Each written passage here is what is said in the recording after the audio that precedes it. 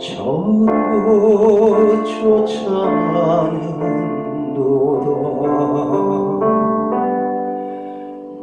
오직 저만 나의 반석이시여 나의 구원이시여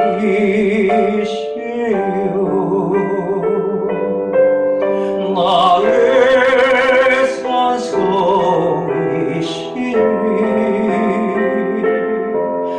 내가 여동치 아니하리로다. 나의 구원과 영광이 하나님께 있음이요 내 힘의 반석과 피난처도 하나님께 있도다.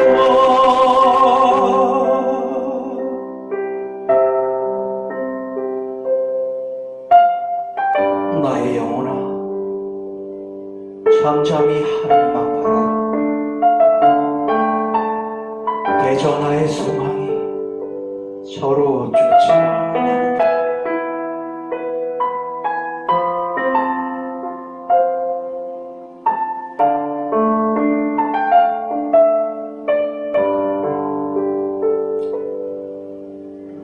오직 저만 나의 반석이시여 나의 구원이시여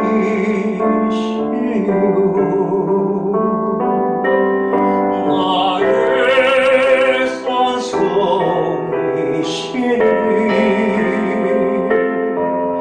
내가 여동치 아니하리로다. 나의 구원과 영광이 하나님께 있음이요 내 힘의 반석과 피난처도 하나님께 있도다. 나의 구원과 영광이 하나님께 있음이요 내 힘의 반석과 피난처도 하나님께 있도다. 내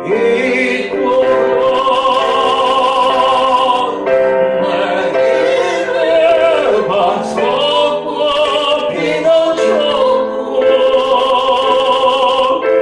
하나님께 있도다.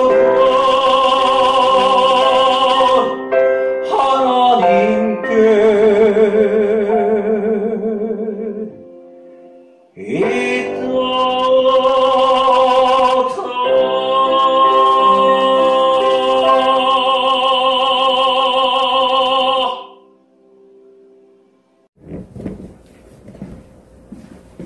감사합니다. 정말 은혜로운 찬양을 통해서 하나님의 영광을 받으셨고 우리 모두 또 감동을 듬뿍 받았습니다. 아멘. 이 시간 함께 우리가 상고할 하나님의 말씀은 갈라디아서 6장 1절부터 10절까지 말씀입니다.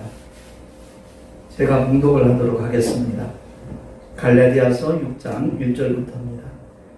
형제들아 사람이 만일 무슨 범죄한 일이 드러나거든 신령한 너희는 온유한 심령으로 그러한 자를 바로잡고 내 자신을 돌아보아 너도 시험을 받을까 두려워하라. 너희가 짐을 서로 지라. 그리하여 그리도의 법을 성취하라. 만일 누가 아무것도 되지 못하고 된 줄로 생각하면 스스로 속임이니라. 각각 자기의 일을 살피라. 그리하면 자랑할 것이 자기에게만 있고 남에게는 있지 아니하리니 각각 자기의 짐을 질 것임이니라. 가르침을 받는 자는 말씀을 가르치는 자와 모든 좋은 것을 함께하라. 스스로 속이지 말라. 하나님은 만홀히 여김을 받지 아니하시나니 사람이 무엇으로 심든지 그대로 거두리라. 자기의 육체를 위하여 심는 자는 육체로부터 썩어진 것을 거두고 성령을 위하여 심는 자는 성령으로부터 영생을 거두리라. 우리가 선을 행하되 낙심하지 말지니 피곤하지 아니하면 때가 이름에 거두리라. 합독하겠습니다. 그러므로 우리는 기회 있는 대로 모든 이에게 착한 일을 하되 더욱 믿음의 가정들에게 할지니라. 아멘. 기도하겠습니다. 아버지 감사합니다. 오늘도 아름다운 연합을 이룰 수 있도록 축복하심을 감사합니다. 우리 모두가 하나님의 택함받은 사람들입니다. 주께서 너무나 귀중하고 막중한 사명을 맡기셨습니다. 우리 모두가 어떻게 목회를 하고 어떻게 신앙생활을 해야 될 것인가 말씀을 통하여 다시 한번 깨닫게 하옵시고 그리스도 안에서 아름다운 조화를 이루어나갈 수 있는 하나님의 사람들 되게 하여 주시옵소서. 우리 구주 예수 그리스도 이름으로 감사하며 기도하옵나이다. 아멘. 신앙생활을 하고 목회를 하는 목적이 무엇인가 물으면 저는 그렇게 대답하고 싶어요. 그리스도의 법을 성취하기 위한 것이다. 이미 주님께서 이루신 십자가를 통한 하나님의 법 진리를 알잖아요. 구약의 모든 율법과 계명의 마침이 되셨고 그 모든 요구를 십자가로 완성하신 주님께서는 새 계명을 주셨습니다. 더 이상 우리가 율법 안에 있는 자들이 아니거든요. 주님이 채찍에 맞으심으로 우리는 나음을 입은 자가 됐고 주님께서 저주의 나무에 달리심으로 말미암아 저주로부터 속량받은 사람들이 되었습니다. 또한 주께서 피 흘려 죽어 주심으로 말미암아 그 대속의 죽음이 인류의 모든 죄를 도말하셨고 죄 아래 갇혀있던 우리 모두를 주님은 해방시켜 주셨습니다. 할렐루야. 네. 그래서 이 소식을 먼저 경험하고 소유하고 있는 사람들이 만나는 모든 자들에게 그 복음을 전하는 것, 그것보다 사실 더 중차대한 일은 없습니다. 근데 우리가 목회를 하다 보면 목회 현장에서 내가 닥치는 현실적인 문제, 거기에 급급하다 보면 정말 주님이 그토록 원하시는 일은 점점 희미해지고 멀어져가는 그런 현상들을 여기저기서 우리가 발견하게 되어지죠. 주님이 분명히 제자들에게 명하셨고 오늘날 동일하게 저와 여러분에게도 명하시는 말씀은 요한복음 13장 34절 말씀입니다. 주보에 나와 있으니까 우리 한 목소리로 천천히 합독을 하겠습니다. 시작. 서로 사랑하라. 내가 너희를 사랑한 것 같이 너희도 서로 사랑하라. 아멘. 여기서 가리키는 사랑이 어떤 사랑인가를 잘 몰라요, 대다수가. 물론 우리 일상생활 속에서 베푸는 사랑의 손길들이 있죠. 그 사랑을 포함해서 정말 하나님이 요구하시는 사랑은 그 수준의 사랑에 머무르는 것이 아니라는 것을 우리 크리스찬들이 깨닫는가라면 대한민국 복음화는 정말 쉽게 이루어질 거예요. 그뿐만 아니라 세계 복음화도 이루어질 겁니다. 그 사랑을 실천한 사람들이 있었기에 예컨대 영국의 토머스 선교사 같은 사람, 정말 한국 땅에 성경을 전해주려고 그 젊은 나이에 28세 9세 나이에 조선 땅에 왔다가 목숨을 잃어버린 그 순교자의 피가 있었기 때문에 오늘날 1천만 기독교인, 한때는 1,200만 기독교인을 자랑하는 대한민국이 되었었거든요. 그래서 주님이 말씀하는 이 사랑의 의미가 어떤 것인가, 그 넓이와 길이와 높이와 그 폭이 어떤 것인가 우리가 깨닫는다면 정말 우리의 삶 자체가 분명히 방향이 바뀌어질 겁니다. 삶의 모습도 달라질 것입니다. 요한복음 3장 16절은 우리가 너무 잘 알아요. 주일학교만 열심히 다녀도 하나님이 세상을 이처럼 사랑하사 그 말씀을 줄줄 암송을 해요. 근데 아이러니하게도 요한일서 3장 16절을 암송하는 사람은 많지 않아요. 그래서 제가 일부러 그 말씀도 주보에다 기록을 해놨습니다. 우리 한 목소리로 다시 한번 합독을 하겠습니다. 시작. 그가 우리를 위하여 목숨을 버리셨으니 우리가 이로써 사랑을 알고 우리도 형제들을 위하여 목숨을 버리는 것이 마땅하니라. 아멘. 이 말씀이 실제가 된다면, 그죠? 분리나 대립 같은 거 없을 거예요. 제가 4년 전에 터키 땅에 처음 단기 선교로 갈 때 정말 이 각오로 갔었어요. 한 민족을 품는 주의 종들을 하나님이 찾으신다. 하나님의 사람을 찾으신다. 그 문은혜 선교사의 그 메시지를 들으면서 17년 동안 터키 땅에서 처녀의 몸으로 복음을 전하다가 그가 한국 땅에 와서 주의 종들 그 목회자 훈련에 강사로 이제 서게 됐었는데 그날 참석했던 목사님들마다 정말 눈물 흘리지 않은 사람 한 사람도 없었어요. 우리나라에도 공교롭게도 2007년도에 그 중동 피납 사건이 있었습니다만은 분당 샘물교회 목사님 한 분과 성도 한 사람이 납치되어서 참 참혹하게 세상을 마쳤지요. 근데 공교롭게도 터키 땅에서도 그와 같은 순교의 사건이 있었는데 독일인 선교사 한 사람, 터키 목사님 한 사람, 터키 성도 한 사람, 세 사람이에요. 그 극단주의 이슬람이 청년들이 그들을 붙잡아다 놓고 지금이라도 예수 안 믿겠다 그러면 살려주겠다. 그렇지 않으면 너희들은 처참하게 오늘 이 세상을 떠날 것이다. 협박을 하는 거죠. 거기에 굴하지 않는 세 사람이었습니다. 그래서 독일인 선교사를 먼저 처용대에 앉혀놓고 의자 앉혀놓고 묶어놓은 상태죠. 그러고서는 하나하나 난도질 하는 거예요. 손가락 마디마디를 끊어나갑니다. 그 고통 이루 말할 수 없죠. 우리가 가시에만 찔려도 얼마나 아파요. 못에 찔려봤었거든요. 제가 중학교 3학년 때 여기 찔려가지고 피가 콱콱콱 쏟아질 때 그 고통 손가락만 아픈 게 아니었어요. 일주일 동안 온몸이 몸살이었어요. 근데 마디마디가 끊어져 나갈 때 비명이야 지르죠. 아프니까. 근데 부인하지 않습니다. 팔목이 잘려나가고 어깨가 잘려나가고 그래도 부인하지 않는가. 결국 그 이슬람들이 막 극도로 흥분했겠지요. 나중엔 배를 다 가르고 창자를 끄집어내고 난도질을 했어요. 그러면서 회유를 하는 거예요. 터키 목사님하고 그 성도에게 너희들도 마찬가지다. 만약 예수를 안 믿겠다 말하자면 이처럼 오늘 세상을 하직하게 될 거다. 근데 세 사람이 똑같은 모습으로 처형을 당한 겁니다. 그야말로 순교자의 반열에 그들은 입성을 한 거지요. 그 강의를 들으면서 여기가 메워지는 것 같아도 뜨거워지는 거예요. 그래 나도 한 민족을 품어보자. 터키 민족을 한번 품고 정말 형제 나라라고 말은 하는데 한번 내가 그 터키 땅을 밟아봐야 되겠다. 그렇게 결심을 하고 사실 떠났습니다. 그때 떠날 때 하나님이 함께 하시는 그 증거들을 참 많이 보여주셨어요.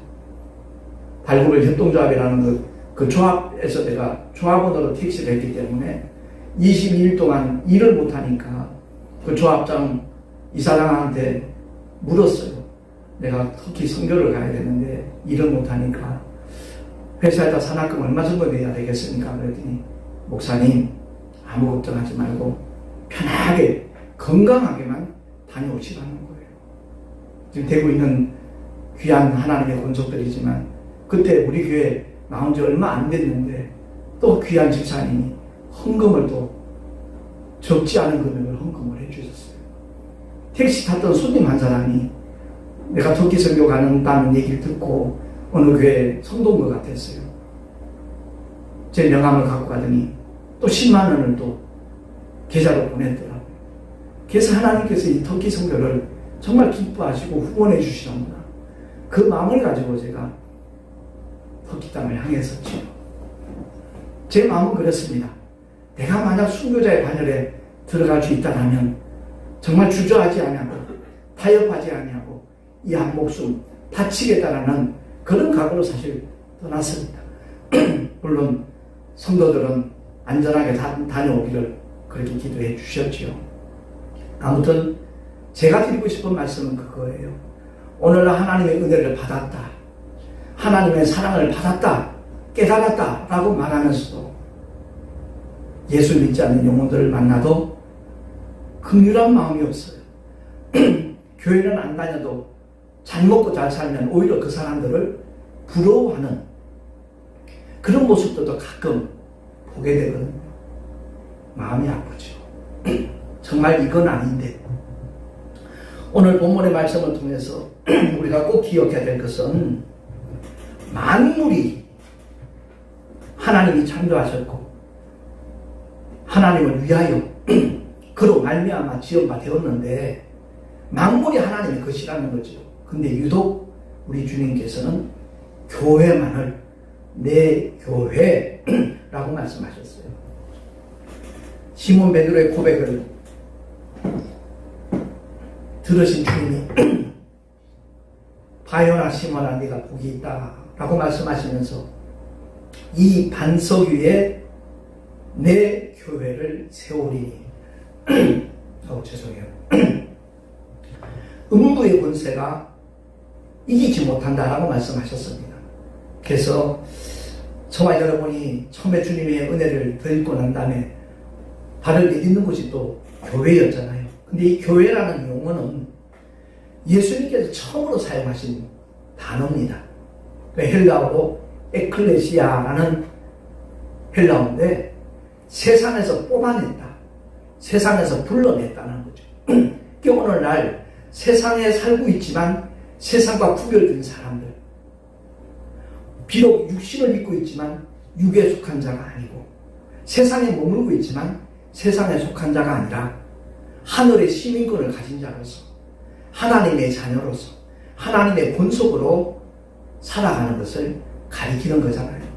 그러니까 이거 에클레시아 그러면 오늘 한국교회가 전 세계 대형교회 50교회 중에 30몇 개가 대한민국에 있다는 사실은 자랑스럽게 여길 것이 아니라 우린 다시 한번 깊이 생각해 볼 문제이기도 해요. 그 외형적인 교회, 그것을 가리키는 것이 아니라 바로 예수 믿고 구원받은 우리 한 사람 한 사람, 교회의 머리가 되신 그리스도의 지체된 저와 여러분이 바로 진짜 교회인 줄로 믿습니다. 언젠가도 그런 말씀을 드린 적이 있지만 큰 교회 지으면 하나님의 영광인 줄로 그렇게 다들 생각을 해요.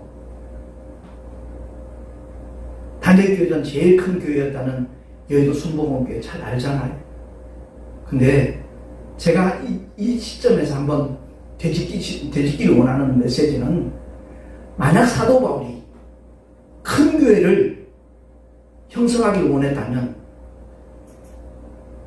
그가 천막을 만들 때 사용하던 손수건, 땀 닦기 위해서 앞치마 그것만 갖고 환자에게 갖다 올려놔도 병이 낫는 놀라운 기사와 이적들이 나왔거든요. 근데 바울은 그걸 원한 게 아니에요. 이방인을 위하여 택한 나의 그릇이라는 하나님의 뜻을 바로 깨달았기에 그는 3년마다 장소를 옮겨가면서 새로 개척하고 정말 만민에게 복음이 전파되기를 그는 원했던 사람이고 오직 한 가지 목적이 있다면 표대를 향하여 그는 뒤를 돌아보지 않고 달려갔다는 거죠. 왜? 위에서 부르신 하나님이 부르신 그 부름의 상을 얻기 위하여. 그래서 오늘날도 신앙생활 하면서 어떤 사람은 현실적인 문제를 해결받기 위해서 쉽게 표현해서 복받기 위해서 신앙생활을 하는 사람도 있어요.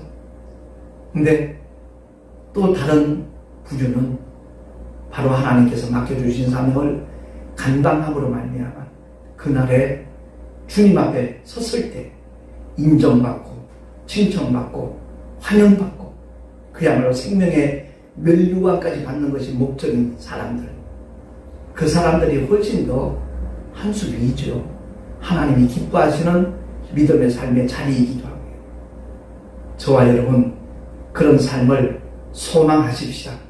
정말 만나는 모든 자들에게 말씀 찬양을 통해서도 한 영혼이라도 더 깨어나기를 원하고, 정말 잠들었던 영혼들이 일어나기를 원하고 영성이 회복되기를 원하는 마음은, 저는 사실 이번에 말씀 찬양 그 CD가 나왔을 때 남다른 느낌이 있었어요.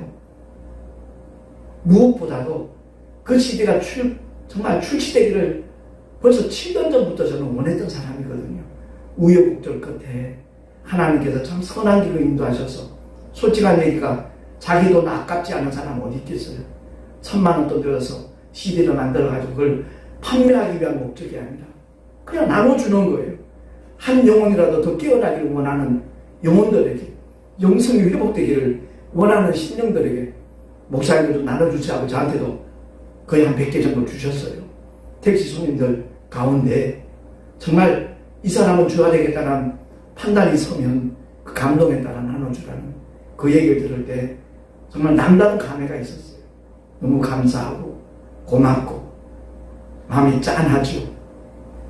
그렇습니다. 우리의 삶의 목적이 아버지의 뜻을 이루는 것이고 하나님께 영광을 돌리는 것이고 마귀의 굴레에서 벗어나 한 영혼이라도 더 자유함을 얻도록 하기 위한 그러한 수고와 애씀은 하나님께서 결코 외면하지 않는 줄로 믿습니다. 아멘. 하나님의 관심은 바로 그런 믿음의 사람들에게 쏟아지고 있다는 사실입니다. 그래서 어쨌든 교회라는 용어, 주님이 처음으로 사용하신 용어인데 우리가 신앙생활도 그렇고 목회도 그렇고 어디를 중심으로 이루어져요?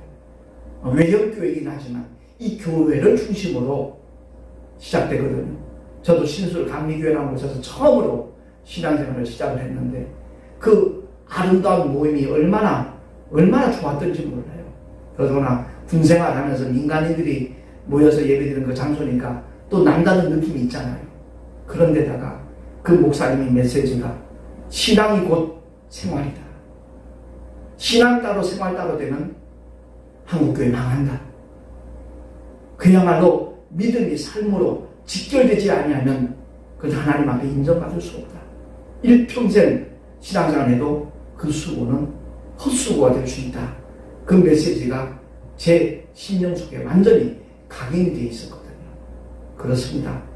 우리 모두가 다 이 교회를 통해서 목회도 하고 교회를 통해서 신앙생활도 하는데 그야말로 목회자와 성도는 둘도 없는 동역자예요. 이 말씀은 목회자와 목회자 사이는 말할 것도 없다는 거죠. 똑같은 목적을 이루기 위해서 똑같은 방향으로 달려가는 목사님들의 그 연합체는 누가 봐도 정말 하나님 모시기에 너무나 아름다운 그다음 집합체가 아니겠는가 그런 생각을 합니다. 부활주의도 그렇고 오늘도 그렇고 이렇게 두 교회, 세 교회 주의 종들이 한 자리에 모여서 예배드리는 그 자체도 굉장한 의미 있는 일이라고 저는 개인적으로 느끼고 있고요. 아무튼 서로 위하여 중보 기도하면서 좋은 정보 있으면 나누기도 하고 서로 위하여 정말 중보 기도하는 가운데 하나님께서 맡겨주신 사명을 아름답게 감당해 나가는 우리 모두가 될 수 있기를 예수 이름으로 축원합니다. 아멘. 특히 목회자들에게 주어지는 사명은 이 마태복음 24장 45절에 나와 있듯이 그 집 사람들을 맡아 때를 따라 양식을 나눠줄 자가 누구뇨? 라고 묻습니다. 때를 따라 성도들에게 꼭 필요한 생명의 양식을 나눠주는 그러한 주의 종들을 주님은 찾고 계셔요. 뭐 성경을 연구하라는 그런 의미 아닙니다. 정말 성경을 많이 보고 읽어서 그 말씀이 깨달아지는 대로 성령께서 이끄시는 대로 갈라디아서 말씀 자리에 또 나왔습니다만은 오직 성령을 쫓아 행하라는 그 말씀대로 성령의 소욕과 육신의 소욕은 서로 대치가 되잖아요. 서로 반목하잖아요. 목적은 오직 성령의 소욕을 통해서 육신의 소욕이 이루어지지 않도록 하기 위하여 우리 하나님께서는 우리 육신의 연약함 다 알죠. 약점을 다 아시죠. 그래서 십자가의 죽음과 부활을 통해서 약속하신 보혜사 성령 하나님을 보내신 목적은 단 한 가지예요. 진리를 깨닫고 진리를 알고 진리를 변호하고 진리를 자랑하고 진리를 증거하라고. 할렐루야. 그래서 주의 종들은 진리의 말씀으로 무장하지 않으면 언제 쓰러질지 몰라요. 언제 속을지 몰라요. 마귀가 IQ로 따지자면 이 세상 어느 누구도 따라갈 수 없어요. 가장 교묘하게 합리적으로 사람을 쓰러뜨려요. 그래서 그것을 방어할 수 있는 유일한 무기가 뭐냐? 성령의 검이에요. 하나님의 말씀이에요. 하나님의 전신갑주 가운데 공격용 무기는 성령의 검밖에 없어요. 뭐 방패나 구원의 투구나 진리 허리띠나 모든 게 다 평안의 복음의 신도 마찬가지고 자기 보호용이에요. 방어용이에요. 그러나 하나님의 말씀만큼은 온순하게 모든 괴계를 타파하고 물리칠 수 있는 하나님의 강력한 능력인 줄로 믿습니다. 그래서 저는 자꾸만 말씀 신앙을 강조하는 거예요. 성경 많이 암송하라. 그런 차원하고 전혀 달라요. 전혀 다릅니다. 이 동네 사는 사람은 어디에 홈마트가 있고 어디에 미장원이 있고 어디에 식당이 있고 다 알아요. 그 주소, 번지 아무도 몰라요. 몰라도 상관없어요. 다 알아요. 마찬가지로 성경 몇 장 몇 절 그거 암송하라는 얘기가 전혀 아니에요. 그래서 저는 가능한 성경 바꾸지 말라고 해요. 자기가 보는 성경 절대 바꾸지 말고 계속해서 반복해서 보면요.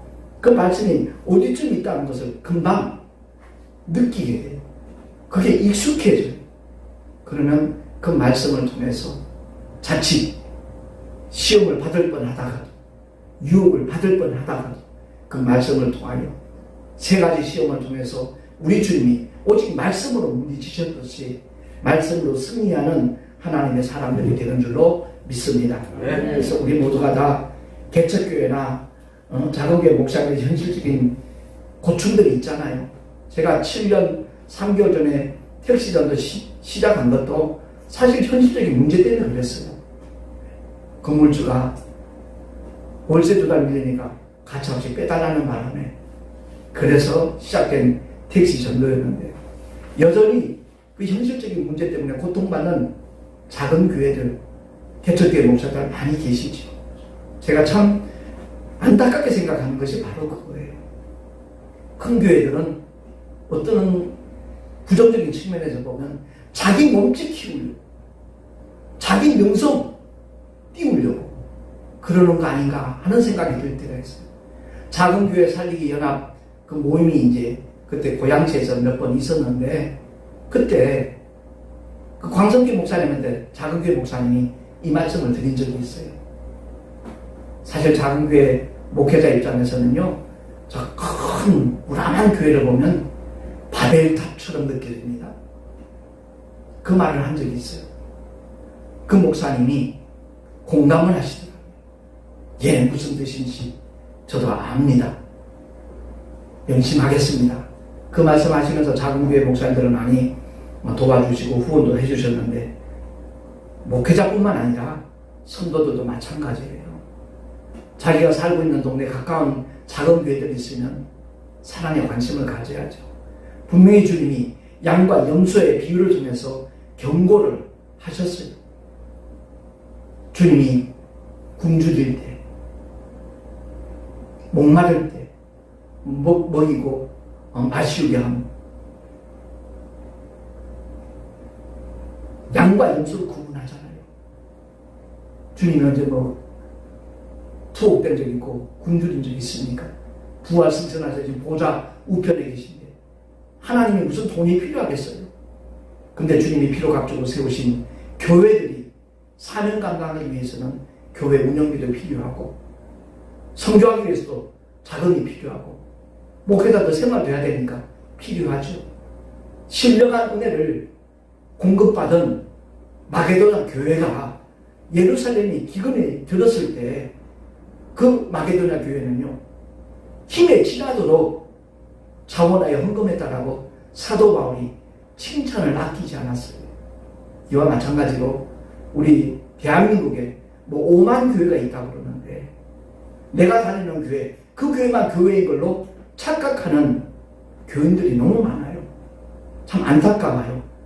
저는 그나마 택시 전도를 하면서 어느 정도 자급자족 할 수 있는 단계이기 때문에 그런 현실적인 문제로 고통받는 일은 조금 멀어졌다고 말할 수도 있습니다만 제가 개척교회 목사라서 드리는 말씀이 아니라 그야말로 하나님께서 피로각적으로 세우신 교회라면 동일시해야죠. 큰 교회는 교회고 내가 다니는 교회는 교회고 그 나머지 교회는 교회가 아닌 것처럼 취급하는 이 풍토가 쇄신돼야 될 줄로 믿습니다. 그것을 하나님이 기뻐하셔요. 하나님이 그것을 원하셔요. 그래서 하나님을 사랑한다고 고백을 하면서도 교회를 사랑한다고 그렇게 말을 하면서도 1년 내내 헌금 한 번 안 하는 교인들도 없잖아 있어요. 그런 분들을 볼 때 참 그 영혼이 불쌍하다. 저 사람의 믿음은 과연 어떤 믿음인가 이런 회의가 될 때가 있어요. 목회자가 헌금을 원해서 설교하는 목사님들도 간혹 있다 그래요. 그건 잘못된 거지요. 그러나 성도들을 바로 교육하고 양육하는 것은 목회자의 책임이기도 해요. 가난한 사람을 볼 때 정말 예수의 이름으로 그들을 구제하고 도와주는 것, 교회 헌금하는 것과 똑같아요. 하나님 편에 하나님께 꾸이는 그런 걸 결과로 나타난다고 하나님께서 갚아주신다 하셨거든요. 그렇습니다. 이 나그네 교회 살아가는 동안에 교회 생활하는 동안에 현실적인 자기 문제 때문에 어려움도 있겠지만 그것을 뛰어넘는 그런 헌신적인 모습이 있다라면 마게도냐 교회처럼 그와 같은 자세를 취한다라면 아마 주의 종들이 목회에만 전념하지 택시를 하고 대리운전을 하고 택배기사 하면서 사모님들이 식당 가서 설거지하면서 가사도우미로 뛰면서 목회하는 일은 아마 사라지지 않겠는가 이런 생각을 해봅니다. 절대 오해 없기를 바라요. 저는 돈 욕심은 이미 하나님께서 오래전에 버리게 하셨어요. 제가 부동산 할 때 그때가 벌써 7, 8년도니까 오래된 얘기지요. 돈 만질 만큼 만져봤고 벌어볼 만큼 벌어봤어요. 얼마나 허망한지 몰라요. 얼마나 허탄한지 몰라요. 아무튼 신앙생활 하시는 모든 권속들, 주의 종들 정말 주님만 바라보고요. 교회를 통하여 목회자와 성도는 아름다운 동역자의 관계라는 것을 기억을 하고 상부상조하는 가운데 하나님의 나라를 확장하는 일에 그야말로 아름답고 요긴하게 쓰임받을 수 있는 우리 한국교회가 될 수 있기를 주 예수 이름으로 축원합니다. 우리 모두 이 말씀 붙잡고 정말 날마다 승리할 수 있기를 소망합니다. 기도하겠습니다. 거룩하신 하나님 아버지, 오늘 짧은 시간 하나님의 말씀을 다시 한번 상고해 보았습니다. 우리가 서로 짐을 지는 것, 그것이 그리스도의 법을 성취하는 것이라고 사도 바울을 통하여 주님 깨닫게 하셨습니다.